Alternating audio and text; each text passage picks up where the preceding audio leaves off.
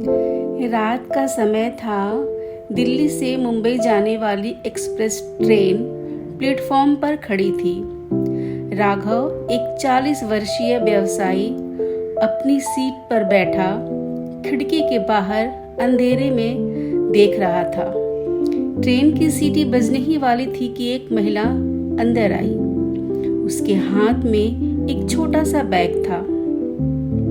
उसने अपनी सीट देखी जो राघव के सामने वाली थी।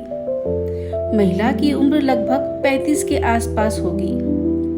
सादगी भरा सलवार कुर्ता, चेहरे पर हल्की थकान और आंखों में एक गहराई।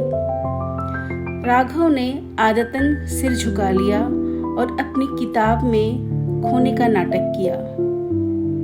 ट्रेन चल पड़ी। महिला ने अपना नाम बताया, सुमन। धीरे धीरे बातचीत शुरू हुई। दोनों ने अपने अपने जीवन की बातें शुरू की।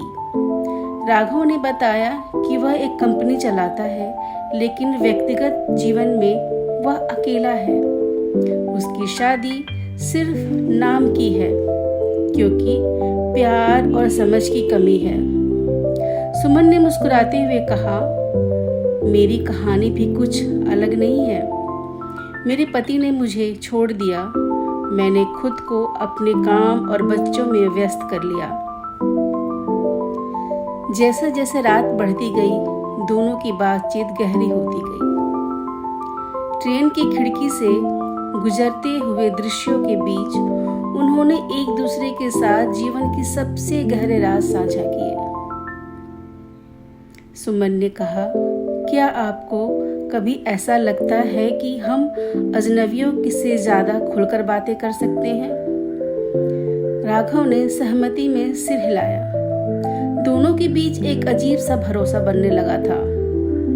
फिर सुमन ने अचानक पूछा, क्या आप मानते हैं कि इंसान का दूसरा जीवन भी होता है? राघव हंस पड़ा और बोला, मुझे इन सब पर यकीन नहीं है। सुमन ने कहा, शायद इसीलिए आप कभी खुश नहीं होते। आपको सिर्फ तर्कों पर यकीन है। राघव को यह बात चुभ गई, लेकिन उसने महसूस किया कि सुमन की बातों में गहराई है। रात का अंत हो रहा था और ट्रेन मुंबई पहुंचने वाली थी। राघव और सुमन ने एक दूसरे को धन्यवाद दिया और दोनों ने कहा कि वे फिर कभी नहीं मिलेंगे। लेकिन इस यात्रा ने उन्हें जिंदगी को एक नया नजरिया दिया। जब राघव प्लेटफॉर्म पर उतरा तो उसने देखा कि सुमन कहीं दिखाई नहीं दे रही थी। वो ट्रेन के अंदर वापस गया, लेकिन वो सीट खाली थी। क्या सुमन वास्तव में वहां थी, या वह राघव की कल्पना मात्र थी? यह सवाल उसके मन में हमेशा के लिए रह गया। ये कहानी इंसानी जुड़ाव, आत्मा के रहस्यों और जीवन के असमाप्त होने वाली सवालों की गहराई को टटोलती है।